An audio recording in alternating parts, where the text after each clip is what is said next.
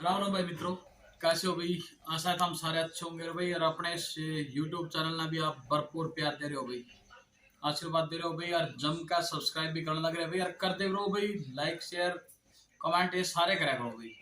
और दूसरा भाई थाना में एक बात बता दूंगा कि मेरे जितने भी व्यूवर है नहीं, वहाँ सारे फैमिली आईडी की मेरी वीडियो ना ज्यादा ज्यादा देखा है।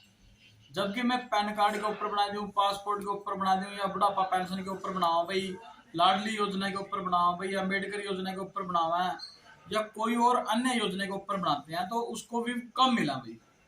तो इस में क्या है कि कमेंट भी ज्यादा मिला, लेकिन कमेंट का उसका कोई बेनिफिट नहीं है भाई। आज मैं इसके ऊपर था ना एक किस्सा सुनाता हूँ।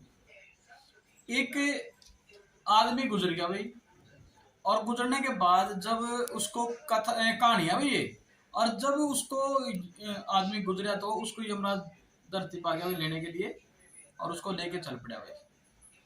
तो यमराज उसका कहता है भाई कि बोल तना भाई, स्वर्ग में जाना है या नरक में जाना है। तो वो बोला जी दोनों जगह दिखा दो, फिर डिसाइड करूंगा भी मैंने स्वर्ग में जाना है नरक में जाना है। तो उसको भी पहले नरक में ले जाया गया, और नरक में ले जाने के बाद देखें कि वहां पर भाई बिल्कुल पतले पतले दुबले दुबले आदमी, उनकी दाढ़ी बाल सब बड़े हुए थे, तो बुरी दशा में थे भाई वो।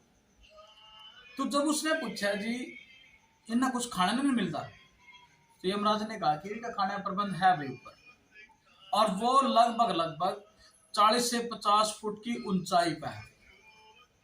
और जब उससे पूछा भी तो खाने में क्या मिला है, तो उसने कहा भाई इनको खाने में अच्छे अच्छे पकवान मिला भाई, जो भी अच्छे इंसाना नहीं मिलेगा भाई।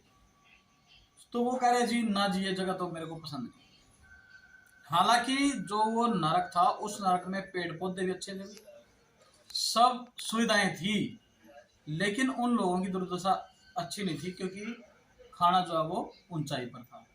फिर ऐसे ही यमराज उसको फिर स्वर्ग में लेके गया भाई। स्वर्ग में लेके गया तो उस आदमी ने सबसे पहले ये देखा कि खाने की सामग्री कहाँ है, कैसे रखी है भाई, स्वर्ग है जो इसका नाम। तो देखा कि वही 40 से 50 फुट की ऊंचाई पर उनके लिए भी खाने की व्यवस्था थी, यानी पानी हो या खाना, वो सारा 40 से 50 फुट की ऊंचाई पर था। लेकिन एक फर्क था। वो फर्क क्या था कि वहां के जो स्वर्ग के जो लोग थे, वो सब हष्ट पुष्ट एंड लंबे ठाड़े भाई, सब बढ़िया था। उनका शरीर भी दुबला पतला नहीं था, अच्छा था, शारीरिक रूप से स्वस्थ थे वो। तो उसने कहा कि महाराज ये कैसा है कि नरक में तो इंसान जो है सूखी लकड़ी की तरह है भाई, और स्वर्ग में ये हष्ट पुष्ट है, ऐसा क्या है, किस कारण ये है। तो यमराज ने उनको कहा कि देखिए नरक के अंदर भी हर एक सुविधाएं थी, और स्वर्ग के अंदर भी मैंने तो हर एक सुविधा दे रखी है भाई हमने। लेकिन जो नरक वाले लोग थे उनकी अपनी बुद्धि थी, और जो स्वर्ग वाले लोग थे उनकी अपनी बुद्धि थी। स्वर्ग वाले लोगों ने क्या किया कि वहां पर जो पेड़ थे उन पेड़ को काटा, और उस पेड़ पे जो है सीढ़ी बना दी गई, और सीढ़ी बना के जो 40-50 फुट की जो खाने वाली उनकी ऊंचाई थी वहां तक वो सीढ़ी लेके चले गए। और फिर वहां पर उन्होंने 1 बाय 1 ड्यूटी लगा दी कि भी आज आपने खाना लेकर आना, आज इसने लेकर आना खाना, आज इसने, और वो उस प्रकार से ऊंचाई से खाना लेकर के आते थे। लेकिन नरक वाले अपने भाग्य को कोशिश है कि हमने अच्छा कर्म नहीं कराया, अच्छा प्रयास नहीं कराया, तभी हम नरक में आए। और वो उस बात को नहीं समझ सके कि यहाँ पर पेड़ पौधे हम इनको काट के वहां पर सीढ़ी लगाकर अपने लिए खाना ले आए। तो ये बात है कि हमने अपनी बुद्धि लगानी है कि हमारी जो समस्या है उसको हमने कैसे पार करना है। या तो भाई नरक वाले आदमी की तरह सुगड़ जाओ, या फिर भी स्वर्ग वाले आदमी की तरह स्वस्थ बनोगे। और स्वस्थ बनना तो अपनी बुद्धि का और विवेक का प्रयोग करना है। मान लीजिए हमारे को पीपीपी में कोई भी समस्या आ रही है, चाहे वो आईटीआर की हो, चाहे वो बिजली बिल की हो, या किसी भी चीज की समस्या हो गई, उस समस्या को दूर करने के लिए हमने अपने बुद्धि और विवेक का सहारा लेना है। और उस सहारे को आपने कैसे लेना है, उसके सक्षम आपने खुद बनना है, ना कि किसी दूसरे ने बनना है।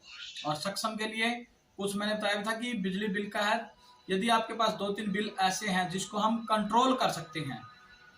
कंट्रोल का मतलब क्या, 6 महीने तक भी अपने बिजली बिल ना कंट्रोल करो, ताकि वो 9,000 से कम आ जाए।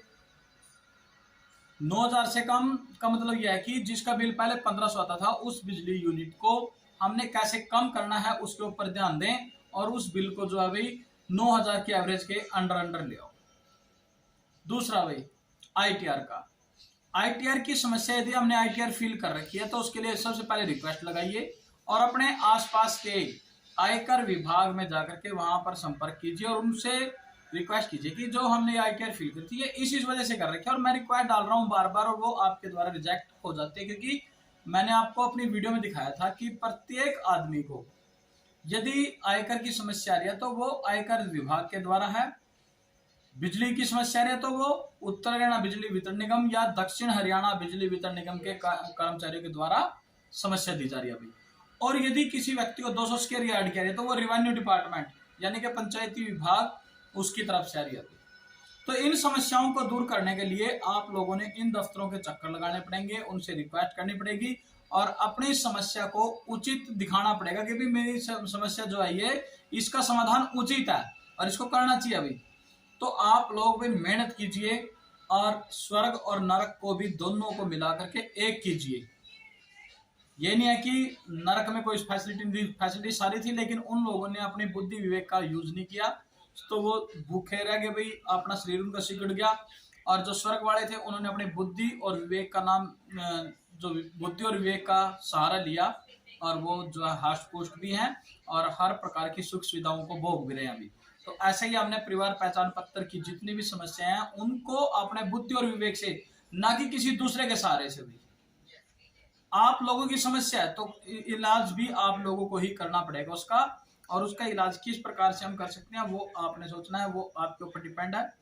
तो यदि आपको मेरी ये वीडियो अच्छी लगी है तो भाई इसको लाइक शेयर और कमेंट जरूर कीजिए और यदि मेरे इस चैनल पर आप नए हो तो इसको सब्सक्राइब भी जरूर कीजिए। कल फिर किसी अन्य उत्साहवर्धक वीडियो के साथ आपके समक्ष हाजिर होंगे ताकि आपको जीवन की कठिनाइयों से लड़ने में जूझने में सामर्थ्य प्राप्त हो। उसके साथ अपने मित्र दिनेश कुमार को आगे दीजिए भाई। जय हिंद, जय हरियाणा।